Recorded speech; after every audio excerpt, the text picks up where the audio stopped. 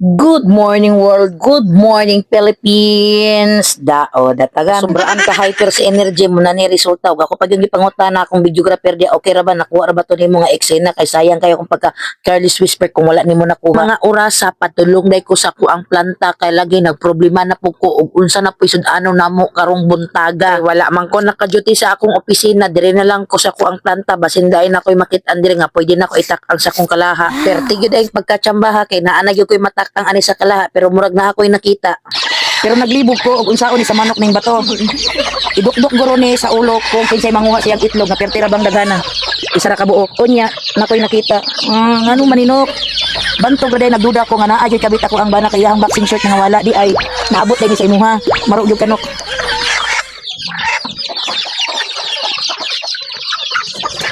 Kung unsa man ni wala mo kasabot ani. Excuse me, daghan kayong bakante, pwede na ka dito napita unta oh. Kung wala gyud siya kagwanta, naka. Itlog ko na gyud kay siya.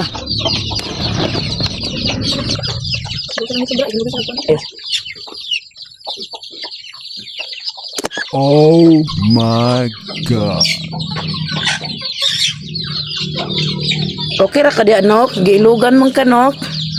So wala damha nakakita gyud ko og unsaon gyud pag labor sa manok ingon ato ra gyud ay sila. Pero sa ako ang gipangutana sa manok nga okay ra ba siya, okay ra gyud kayo niya, pero ang dili daw kuno okay kani akong gitrabaho kay gihutdan na daw kuno nako sila. Bahala ka diha anok og dili na ka mangitlog sunod basta kay ang importante makasud-an mi karong adlaw kay perti na gyud kayong pagkagutuma. Tungod sa kabisi na ako anong mga orasa og aftershock sa ako ang nakita dito sa planta, akong videographer wa gyud siya kagwanta, iya gyud kong gipangutana kung wala ba gyud daw kuno koy plano nga akong hugasan ang itlog akong gikuha dito sa planta. Nitubag na lang pug ko niya dili na kay ngano naa diri ang vitamins, sayang kaayo ang vitamins kung dili nato mapil og luto. Kay og palito nato ni dito sa tindahan ning vitamins pertira ba kay pagkamahala diri libre na.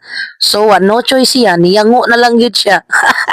Ug ako na po dahil ning gidala sa pikas balay ug ako ra ning giparisan og kape nga aroma nga mao ni kabilin sa akong lula kay mao daw ko ni iyang giinom sa dalaga pa siya mao nang pirti niyang gwapaha. Ganahan po ko aning klase nga kape nga aroma kay bisan og nabughat na niya akong naong di gyud ko mabation og overdose pag kaning diyang kapiya ko ang gamiton. Ug salamat kaayo Lord sa tanan nimong grasya ug giya nga imong gihatag sa ako nga magplano gyud ko nga magbuhi og manok ilabi na karong panahon na masulbad na gyud amo ang problema sa panud-an matag adlaw. See you to my next vlog. Sa ganahan ako, daghan kayong salamat. Sa dili ganahan ako, I don't care.